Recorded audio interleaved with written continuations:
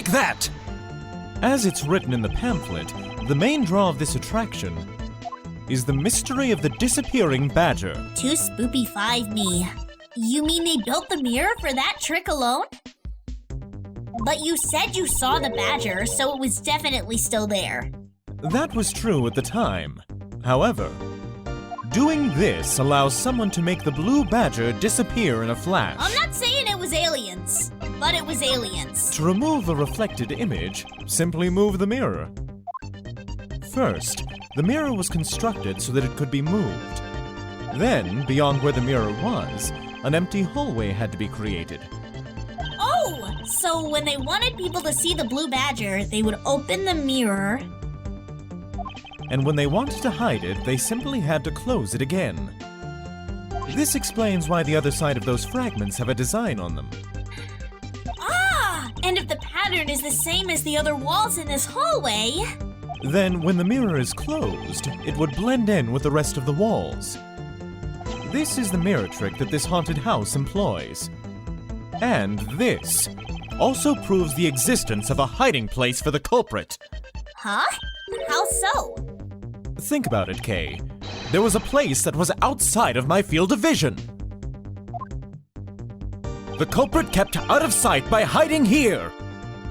Take that!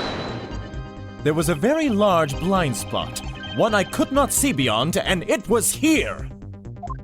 If my assailant hid on the other side of the movable mirror, then you wouldn't be able to see him! He didn't even need to do anything to the blue badger doll!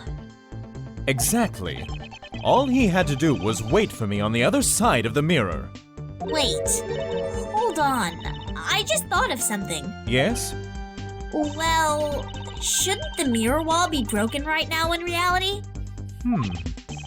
Since we have a few shards of it, we can probably assume it is. Yes, it most definitely is broken. The question is, when was it broken? Since we found these inside the victim's costume, that would mean that the victim was there when the mirror was broken. Wait, that sound. Leave the money and go, now!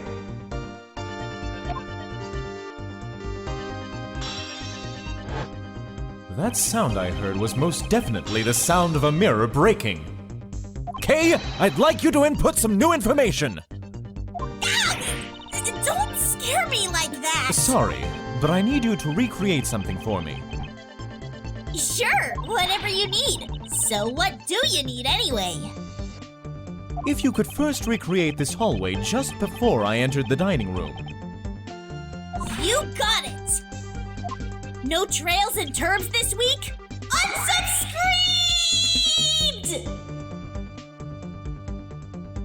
Now this, I believe this is how it was right before I entered the dining room. Although, at the time, I thought it was but a single straight hallway. And then I went inside. It was around then that I heard the sound of a mirror shattering. You heard what? Then... Yes, I believe it was then that the mirror was broken. Okay, so then when you stepped outside into the hallway again... The mirror wall should no longer exist. Kay, please recreate that! Got it! Okay, we have Murder Badger, Lonely Badger, and no wall. Wait, but with the mirror gone, the culprit lost his hiding spot. So where did he go in his Proto-Badger suit, Mr. Edgeworth? Huh, that's easy enough. With the mirror gone, he simply hid himself in the branch hallway. Well, I think this about wraps it up. Looks like we finally solved everything! No, not yet. An even larger contradiction has now reared its head. Huh? Perhaps you did not notice, but this recreation contains a very troubling inconsistency. The inconsistency between what I saw in the recreation lies... here! Probably. It's a 50-50 shot. Okay, I'll just admit it, this is a shot in the dark. Take that! Or perhaps The contradiction was inside me all along! Take that! No, this isn't a Saturday morning cartoon show. But if it was, I would prefer to be voiced by either J. Michael Tatum or Kyle Hebert. No exceptions. Take that! Kay, take a good look at the end of the hall. Oh! There's no blue badger there! Exactly. The blue badger that I saw in reality is not here. This is the final point on this long chain of logic, the last remaining contradiction, and cue my theme music power-up.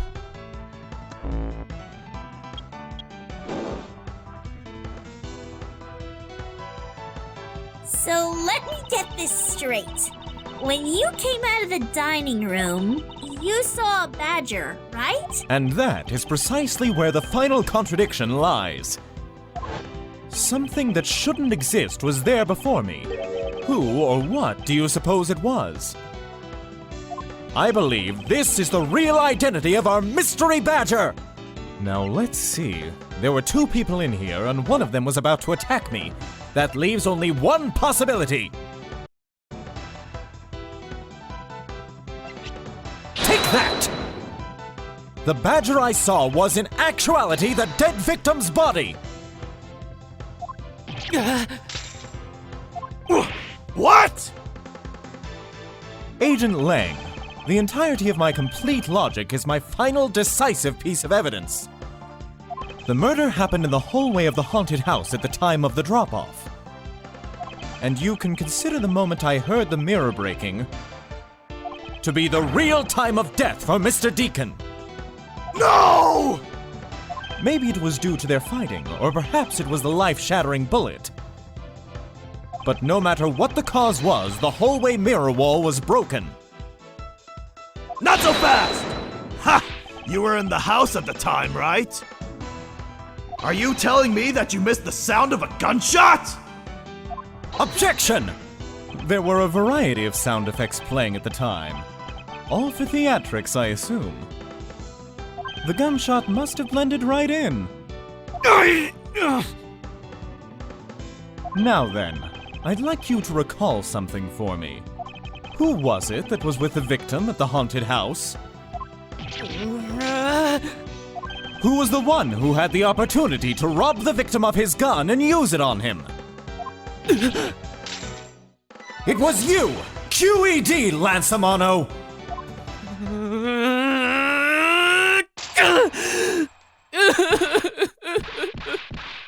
I'm sorry!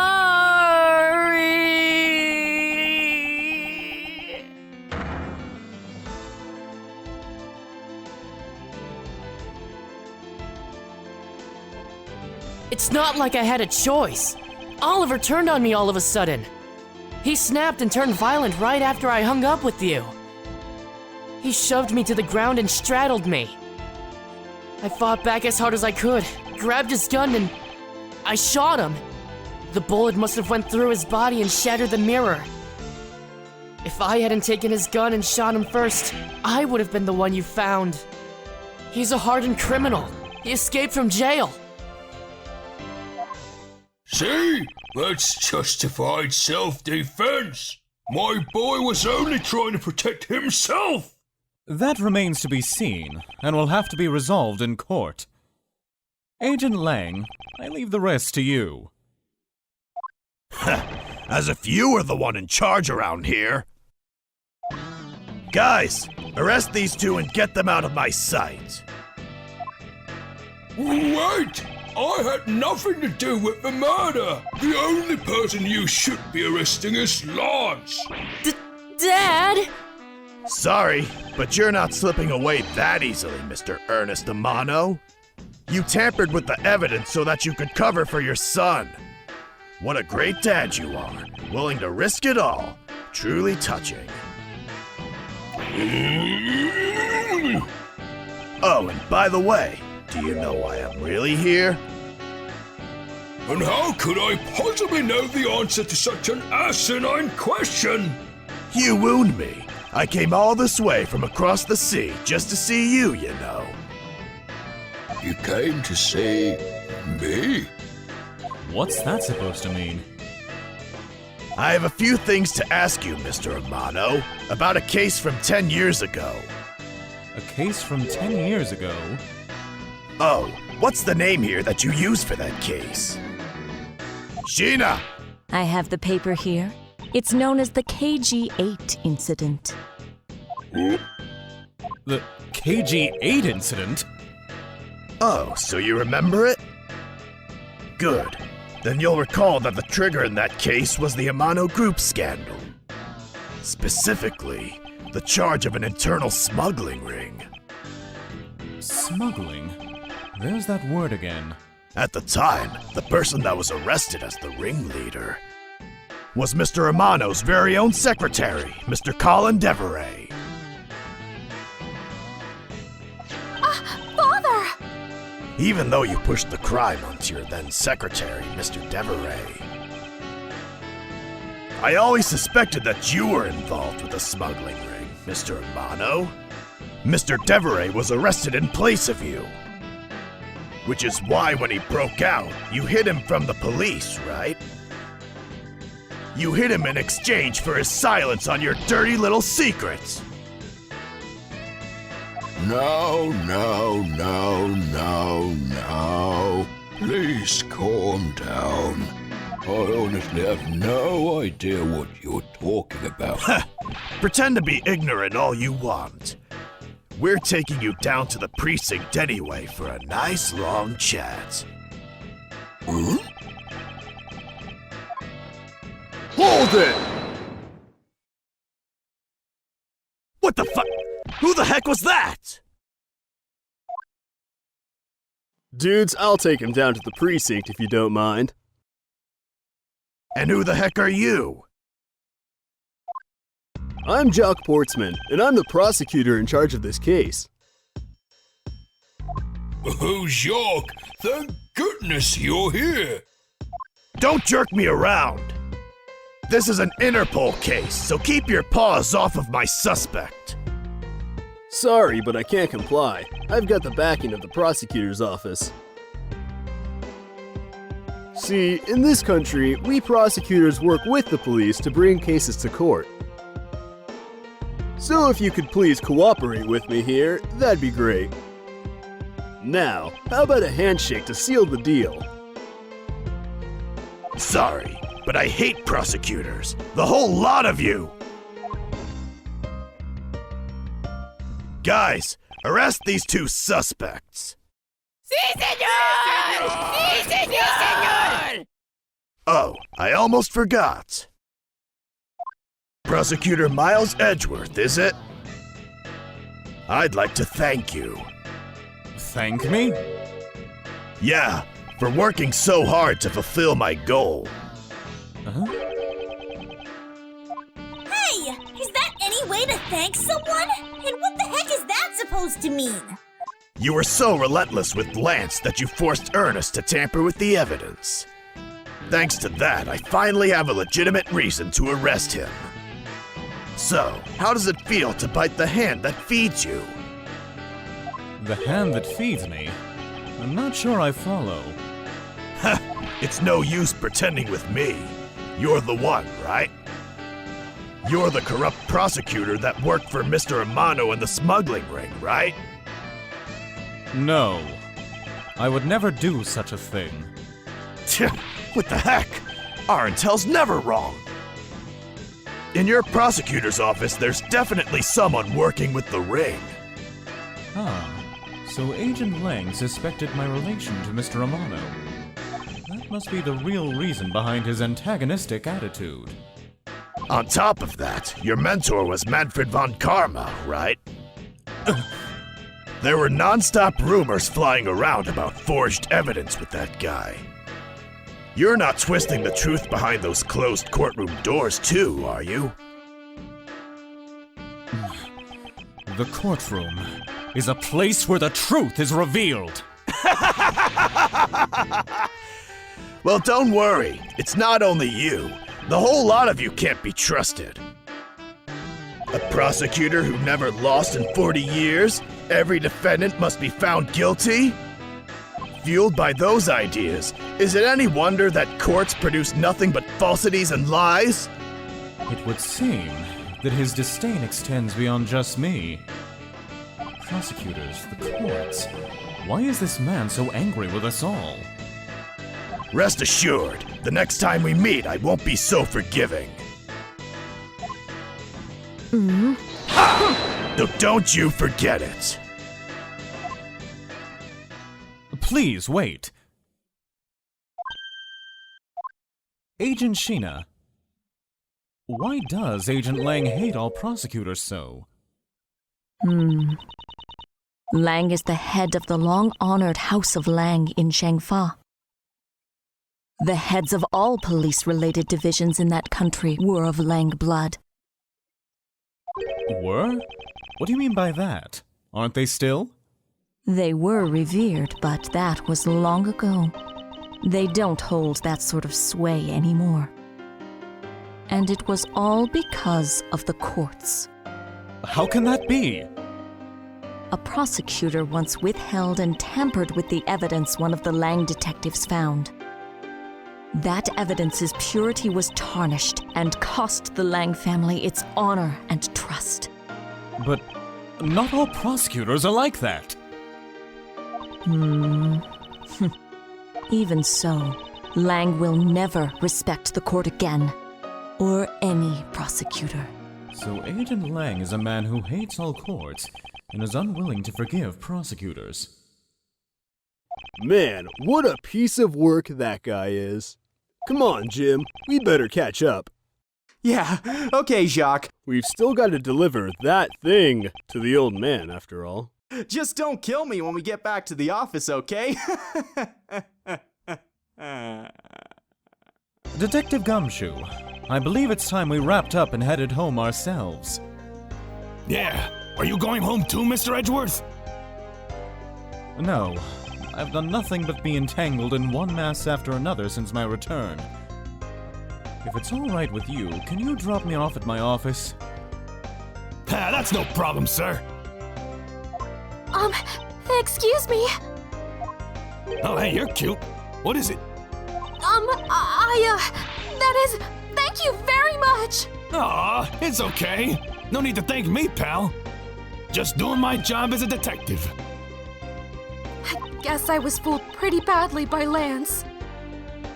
How cruel fate! What's a woman to do once she's been hurt by the one she loves? And to think I never realized my father was right there. I never said anything to him. I knew it! I'm a failure! Aw, there she goes again, talking to herself. Miss Paups, I wonder if you know why your father participated in the kidnapping. No, I have no idea. Your father died while he was trying to stop Lance. Which means that from the beginning he had no interest in the staged self-abduction. Wait, then why did he... I believe it was because of your presence, Miss Paups. Me? Lance realized that the two of you were related. Which is why he used you as a hostage to coerce Mr. Deveray into cooperating. Father! As a felon, he could not tell you of his real relation to you. However, as the Amano family butler, at the very least he was able to watch over you. It was all he could do, but that was the shape of his overflowing love for you. Doggy! Goo! Go on. Speak your mind. Thank you very much! You're welcome. Although there is no need to thank me. Please don't look at me with those eyes! No, Lauren, stop! I mean, this man's so much older than you are! I mean, with gray hair like that, he's gotta be at least 50. Looks like you've completely stolen her away, Mr. Edgeworth. Hey, way to go, sir! Your technique is way beyond the level of a great thief. What are you going on about now? Wow, your deducing skills may be sound, but you have no street smarts. That's Mr. Edgeworth for you. Yeah, I mean, he still hasn't figured out who I am at all. Huh? If you haven't remembered in all this time, I guess I'm just going to have to say it. This isn't the first time we've met, you know. Wait, what? What do you mean, pal? Mr. Edgeworth? How do you know this girl? Huh. Looks like you totally forgot me too, Gummy. Gummy? That's a nickname I haven't heard since high school. Here, maybe this will jog your memories. I promised I'd return this to you one day, remember? That single piece of cloth took me back, far into my past. To that fateful day 7 years ago, when I first met the then-child Kay. And Detective Gumshoe.